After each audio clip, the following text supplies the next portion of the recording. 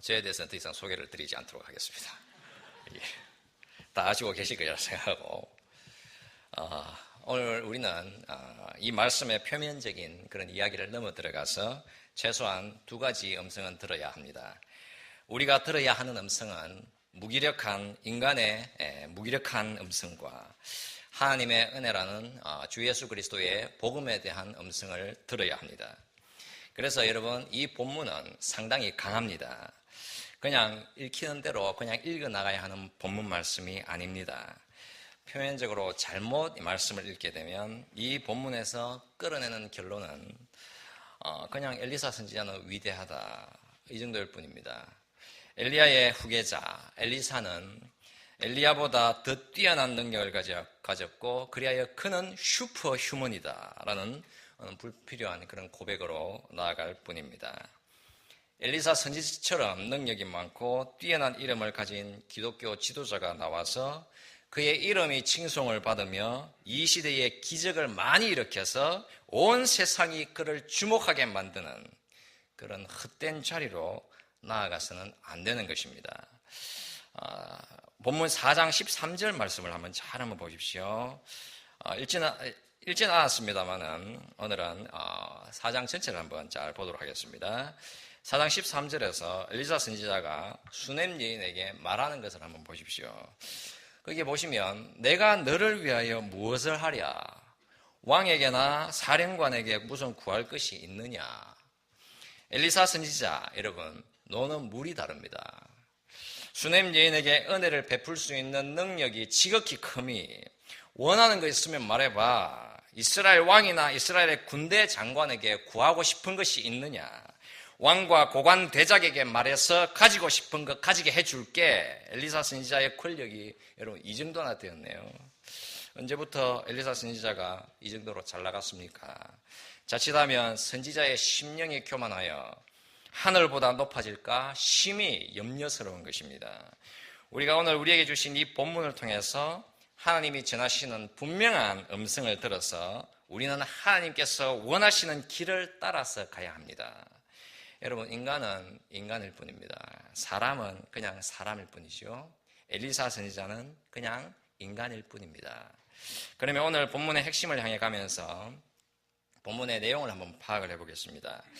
열왕기하 이 4장 말씀을 보시게 되면 4가지의 기적이 들어있습니다.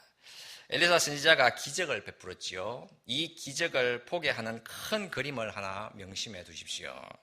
그 내용은 이스라엘의 황폐화입니다. 이스라엘이 죽음의 정치에 지금 노출이 되어 있습니다. 이 상황은 엘리사 선지자가 왜 하필이면 이 시대에 활동을 해야 했는지 그 시대의 정신을 나타내고 있습니다. 여러분, 그 시대의 정신이 무엇이겠습니까? 바로 바알이라는 신이 주인되는 그런 시대의 정신입니다. 왕과 여왕과 그의 백성들이 여호와를 떠나서 바알을 중심으로 해서 새로운 세계관이 눈에 무뎌져서는 죽음의 정치에 노출이 되어 있습니다. 그래서 열왕기하 4장 1절부터 7절 말씀까지를 보시게 되면 이스라엘 내부에서 여호와의 자비와 긍휼이라는 신앙으로 삶을 살아내는 것이 아니라 빚쟁이가 빚을 갚지 못하는 선지자의 2 아이를 노예로 삼아서 일을 다 시켜서 그 빚을 전부 다 갚게 만들겠다라는 것입니다. 무자비함과 실리와 실용주의에 지금 노출이 되어 있었던 것입니다. 원하면 가져라, 할 수만 있으면 빼앗아라. 바알의 그 시대 정신이 지배를 하여 이스라엘 백성들이 짊어지고 살아야 했을 그 정체성을 잃어버렸던 것입니다.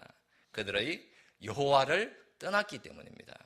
그래서 엘리사 선지자가 그곳에 있습니다.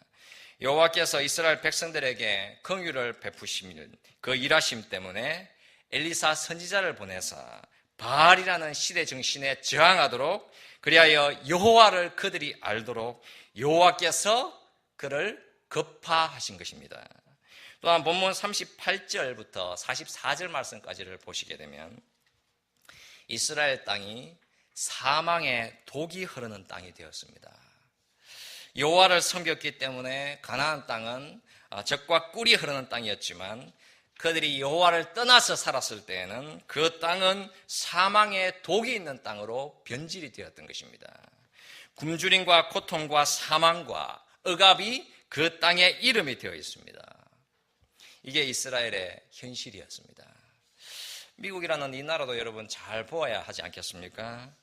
우리가 여러분 하나님 아버지, 그의 아들 우리 주 예수 그리스도, 성령의 일하심, 거룩한 삼위일체 바로 그 하나님, 그러니까 이 땅의 수많은 거짓 신들의 이름이 아니라 성부, 성자, 성령 그 하나님을 떠나서 살아가는 삶은 비극적인 현실입니다. 정확하게 말해서 죽음의 현실이요, 사망의 독이 지배하게 되는 그런 현실 앞에 서어져 있는 것입니다.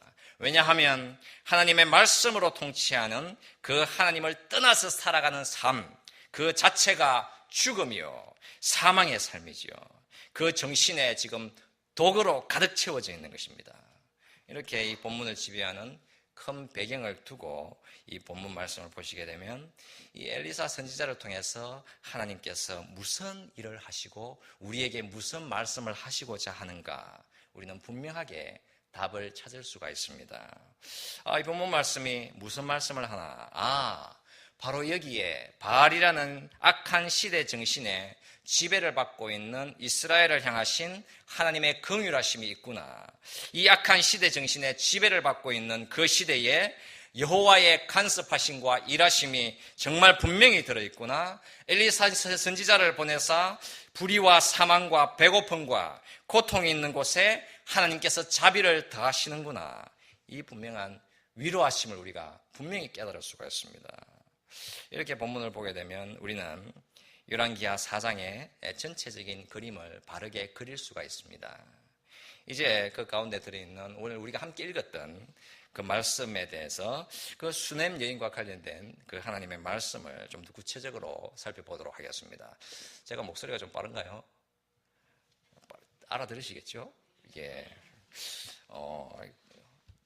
참고로 5월 26일인가 제가 처음에 설교할 때 설교 단어 수가 2050단어였습니다. 오늘은 2250단어입니다. 그래서 조금 양이 늘어났잖아요.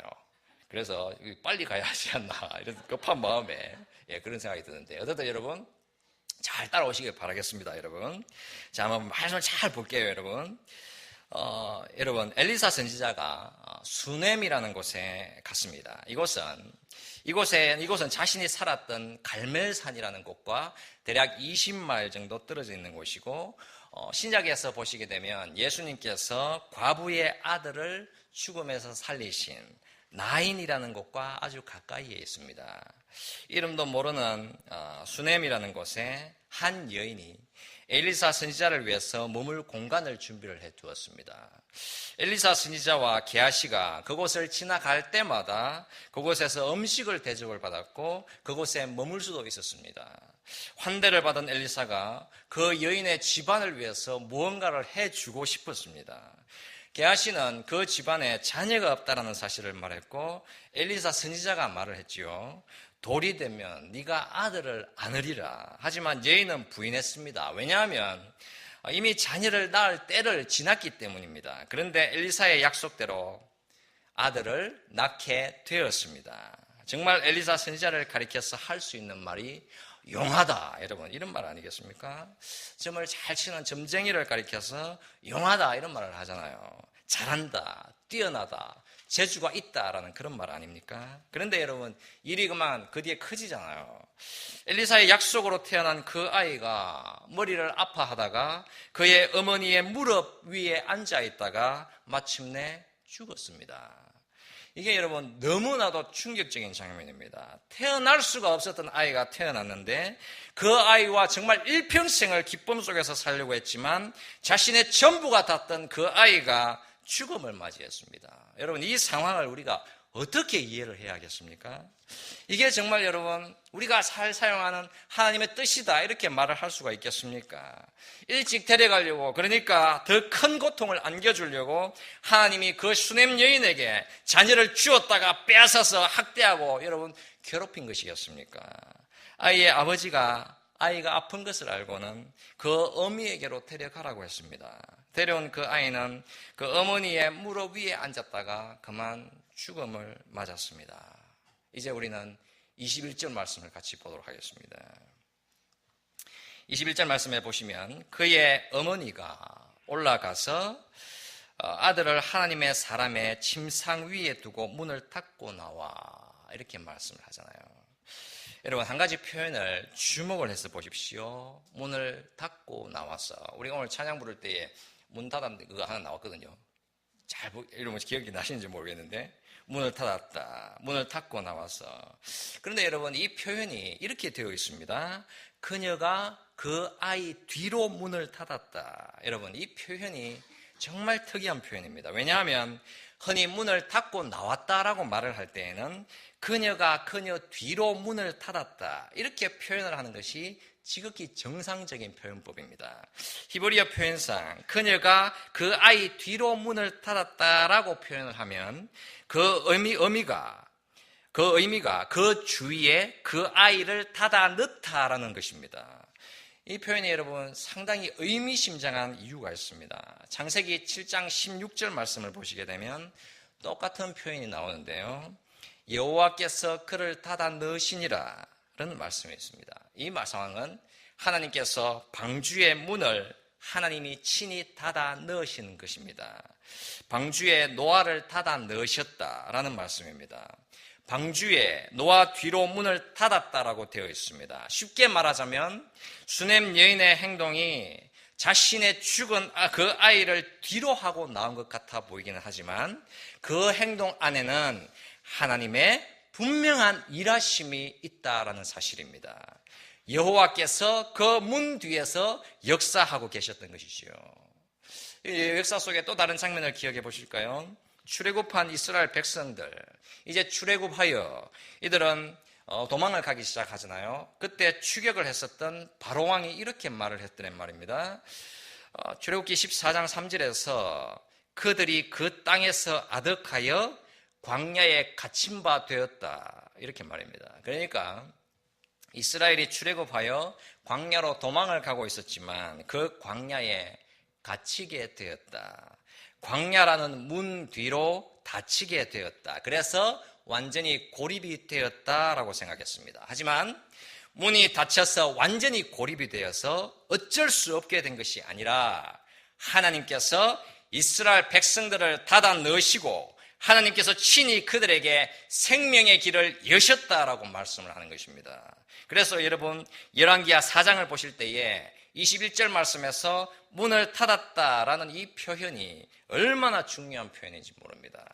4절 말씀에서도 문을 닫고 5절에서도 문을 닫은 후에 21절 말씀에서도 문을 닫고 33절에서도 문을 닫으니 그러니까 문을 닫는다라는 이 말씀이 이 본문의 큰 흐름을 지배하고 있습니다. 문을 닫는다, 고립된다, 둘러싸인다. 하지만 이 행동 뒤에 하나님의 개입하심이 있고 하나님의 간섭이 있고 인간이 절망의 문을 닫는다고 하더라도 하나님의 일하심이 있고 하나님과의 만남이 있고 하나님의 여러분을 향한 섭리가 있고 하나님과의 올바른 교제가 있다라는 사실입니다.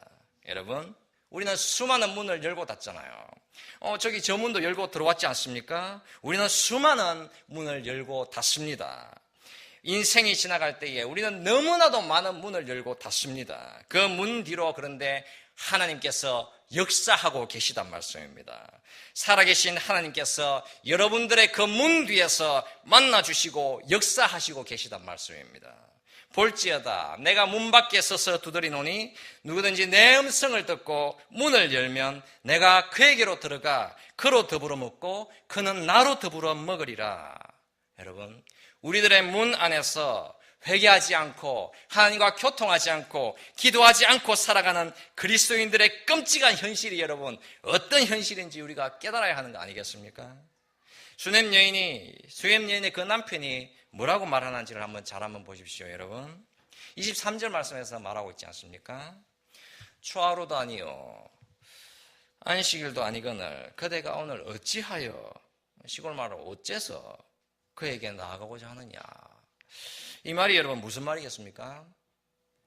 이 말씀은 이제 그 남편이 종교인이 되어 있는 모습 아니겠습니까? 그 남편이 여러분 아무것도 기대 안 합니다. 거기에 왜 가니? 이렇게 저항하잖아요. 그 남편에게 여러분 종교란 도대체 무엇이겠습니까?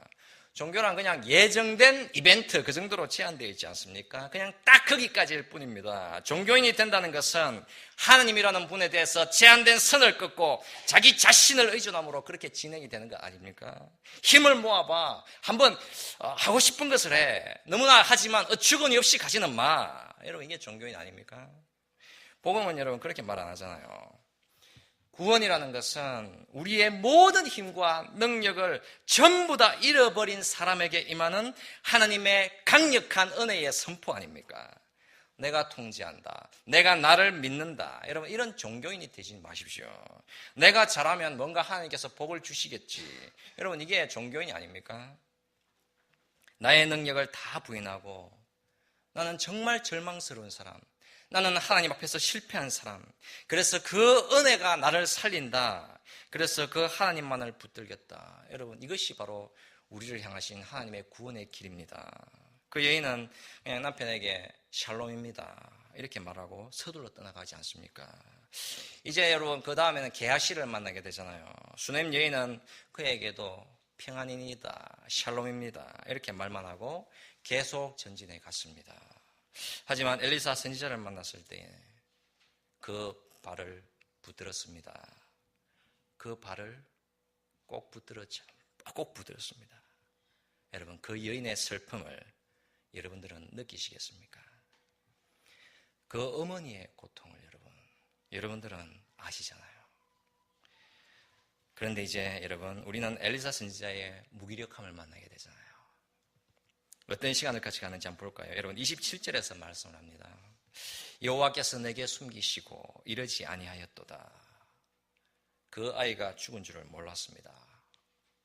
슈퍼 선지자인 엘리사가 이것을 모를 이유가 없어야 했습니다. 하지만 하나님은 그 사실을 그에게 숨기셨지요. 말씀하시지 않았습니다. 여러분 하나님에 대한 지식, 하나님이 전해주시는 계시, 그의 말씀은 여러분 그냥 자동적으로 임하는 것이 아닙니다. 하나님의 말씀이 마법도 아니고 무슨 부적도 아니고 정화수 물 떠대놓고 비례되는 것도 아니잖아요. 여러분 그 말씀은 여러분 하나님 자신입니다. 엘리사 선지자 그는 원하는 대로 다 이루어졌습니다. 하지만 지금 하나님께서는 침묵을 하셨지요. 왜냐하면 하나님은 미신이 아니고 그 하나님은 인간이 조정한다고 해서 왔다 갔다 하는 닫혀진 실이 아닙니다. 그래서 여러분 서둘러 게하시를 보내잖아요. 여러분 자신의 지팡이를 그 아이에게 갖다 대라고 했습니다. 대략 20마일을 달려가라고 했습니다. 29절에서 네 허리를 묶고 내 지팡이를 손에 들고 가라. 사람을 만나거든 인사하지도 말고 사람이 네게 인사할지라도 대답하지 말고 내 지팡이를 그 아이의 얼굴에 놓으라. 여러분 이게 무슨 말이겠습니까? 이게 여러분 주술행위 아시잖아요. 마술행위입니다. 여러분 그러니까 어디서 뭔가 엘리사님도 본 것은 있었던 것 같습니다. 왜 젊은 게하시를 이러면 서둘러 보냈겠습니까? 시간이 생명이라고 판단했기 때문입니다. 달려라, 서둘러, 빨리. 나의 영역이 빠져나가기 전에 그 아이가 완전히 죽음의 길로 떠나가기 전에 그 아이에게 지팡이를 갖다 대라고 한 것입니다. 이 기적을 일으키려면 시간이 필수다. 시간이 중요하다. 내 시간이 소중하다라고 한 것입니다. 이게 여러분 엘리사 선지자의 엄청난 과업 아니겠습니까? 그가 틀린 것이지요. 여호와 하나님께 우리의 시간은 그렇게 중요한 것이 아닙니다, 여러분. 하나님의 시간이 중요한 것이죠. 하나님의 정하심과 하나님의 계획하심이, 하나님의 뜻하심이, 오직 그 하나님, 그 분이 이루실 그 때가, 그 하나님의 주권자 되심의 선포되심이 여러분, 그 때가 중요한 것입니다. 여러분 그 지팡이를 갖다 대었는데 어떻게 됐습니까? 아무런 일도 일어나지 않았습니다. 하나님의 능력은 우리가 통제할 수 있는 것이 아닙니다. 엘리사가 그 어떤 하나님의 사람이라 하더라도 그가 하나님의 권능을 통제할 수는 없습니다. 오직 인격적인 살아계신 그 하나님이 우리에게 은혜를 주셔야 하는 것입니다, 여러분. 내가 열심히 정말 잘만 하면 하나님께서 나에게 은혜를 주시겠지. 내가 올바르다면, 내가 교회에 가서 내 돈을 내고 내 시간 내고 내 공을 들인다고 한다면 하나님께서 내 인생에 복을 주시지 않을까. 여러분, 이게 여러분 종교인이잖아요. 종교는 자기 의존이요, 자기 통제요, 심지어는 그 하나님까지도 통제하고자 하지 않습니까? 그런 종교는 여러분 구원의 능력이 없습니다. 하나님은 여러분 기계 아닙니다. 하나님을 우상이나 부적 다루듯이, 그냥 기계 다루듯이 그렇게 하지 마십시오. 죽은 하나님인 것처럼 그렇게 대우하며 살지 말아야 하는 것입니다. 그리고 여러분 이제 어떻게 합니까? 엘리사 선지자가 문을 닫고 들어갔습니다. 그리고 다시금 본래의 자리로 돌아옵니다. 33절에서 말씀을 하잖아요. 엘리사가 여호와께 기도하고. 여러분, 여호와의 은혜가 임해야 생명이 있는 것입니다. 하나님이 우리에게 빚을 진 그런 하나님이 아닙니다. 여러분, 엘리사 선지자가 기도했습니다. 인격적인 하나님을 만나 생명의 주인 되신 그 하나님께 묻고 간구하고 소원을 했더란 말입니다. 여러분, 이 서성이 누굽니까? 엘리사의 서성 엘리야 선지자, 그도 사르밧 과부의 아들을 살릴 때가 있지 않습니까? 그도 죽음에서 그 아이를 살려냈습니다. 열왕기상 17장 말씀을 보시게 되면 이렇게 말씀을 합니다. 여호와께 부르짖어 가로되 나의 하나님 여호와여. 그 살아계신 여호와 하나님과 교통을 했습니다. 엘리야 선지자가 여호와께 부르짖어라는 표현이 반복해서 나오고 있습니다. 절실하게 여호와의 도우심을 구했더란 말씀입니다. 엘리사 선지자가 또 이렇게 이제 그 자신의 서성처럼 그렇게 여호와께 간구했습니다. 그 아무리 위대하게 보이는 선지자라고 하더라도 하나님과의 경계선이 모호해질 수는 없는 것입니다. 그런데 여러분, 엘리사 선지자가 그 경계선을 모호하게 만들었잖아요. 그래서 여호와께서 엘리사 선지자에게 말씀하시지 않은 것입니다. 하나님 자신과 그의 종 사이에는 분명한 거리감과 경계선이 존재하는 것입니다. 하나님보다 자신의 이름을 앞세울 때에 엘리사 선지자는 무지에 사로잡혔고 지팡이 따위를 의지하는 마술에다가 자신을 맡기게 되는 것이지요. 구약 성경에서 여러분, 지팡이가 실패하는 얘기는 딱 두 군데밖에 없습니다. 출애굽 당시에 애굽왕 아래에서 일했던 애굽의 그 주술사들, 그 지팡이가 실패했습니다. 또 하나는 오늘 본문에 나오는 엘리사 선지자의 지팡이가 실패했습니다. 하나님이 그 아이를 주셨고 하나님이 그 아이를 죽음에서 살려주셨습니다. 하지만 여러분, 분명한 선포는 하나님은 살아계신 하나님이시고 그 한 분만이 이스라엘과 우리들의 참된 하나님이시다라는 사실을 선포해주고 있는 것입니다. 여러분, 이렇게까지 그냥 설교가 끝이 나면 너무 아쉽지 않습니까? 그죠? 이게 너무 그냥 뭐 벌써 끝나나 뭐 이렇게 될 것 같아서 조금만 더 하겠습니다. 예. 여러분, 이제 우리가 이제 뭐 이렇게만 가면 우리는 성경을 완전히 그냥 제대로 읽은 게 아닙니다. 여러분, 이렇게만 읽으면 이게 여러분 무엇이 희망이 되겠습니까? 여러분, 우리는 더 깊이 있게 들어가야 하는 것이고 더 바르게 여러분 들어가야 하는 것입니다. 더 구체적으로 이 말씀을 우리의 삶 속에 적용을 해야 하는 것입니다. 여러분, 이 본문은 여러분 예수 그리스도의 복음이라는 그 엄청난 소리를 내고 있습니다. 엘리사가 여러분 물었잖아요. 앞에서 우리가 말씀을 나누었는데 13절에서 내가 너를 위하여 어떻게 하랴? 왕에게나 군대 장관에게 무슨 구할 것이 있느냐? 여인이 말했잖아요. 여인이 뭐라고 대답하는지 한번 보십시오. 나는 내 백성 중에 거하나이다. 여러분, 이게 무슨 말이겠습니까? 왕이나 군대 장관에게 뭐 필요한 거 있으면 내가 다 줄 거야. 그러니까 여인이 나는 내 백성 중에 그냥 거주하고 있는 사람입니다. 다시 말하자면 엘리사 선지자, 나에게 그런 것은 필요 없습니다라는 말씀입니다. 하나님은 여러분 그 여인에게 이것저것 많은 것을 다 주신 것이 아니라 그 여인에게 무엇을 주셨습니까? 생명을 주셨잖아요. 여러분, 그런데 이 땅에 있는 얼마나 수많은 영혼들이 왕이나 군대 장관, 세상의 시대 정신에 제한하는 그 소중한 보물들을 그냥 품에 안고 살아가기를 갈망하면서 매일매일 여러분 그것을 꿈꾸면서 살아가고 있지는 않습니까? 여러분, 우리 자신의 모습을 바르게 보아야 하는 것입니다.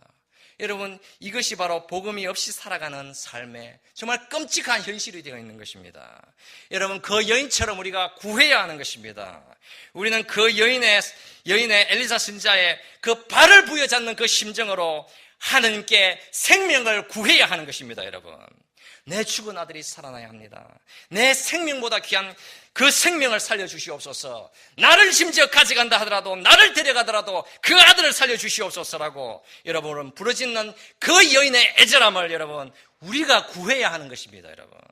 하나님, 우리에게도 생명을 주시옵소서. 하나님, 우리에게도 복음을 주시옵소서. 하나님, 우리에게 예수 그리스도를 주시옵소서. 하나님, 우리에게도 당신의 말씀하심을 주시옵소서. 내 인생에 다른 것은 필요 없습니다. 예수의 생명을 주시옵소서. 예수의 복음을 나에게 주시옵소서. 이 죄인을 불쌍히 여기시고 긍휼히 여기사 예수 그리스도의 그 생명의 복음을 나에게 주시옵소서. 여러분, 이렇게 우리가 구해야 하는 것입니다. 그 수넴 여인이 희망을 버리지 않았습니다. 슬픔과 눈물을 안고 달려가 엘리사 선지자를 붙잡았지 않습니까? 그 여인의 괴로움이 너무나도 컸습니다.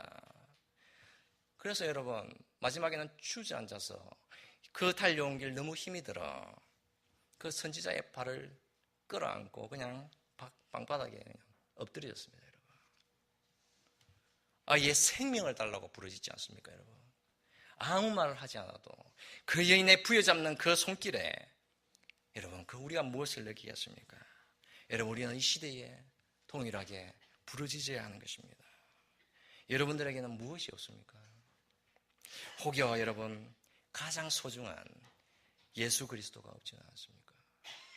하나님, 우리에게 복음을 주소서. 예수의 복음을 주소서. 그 복음을 나에게 주시옵소서.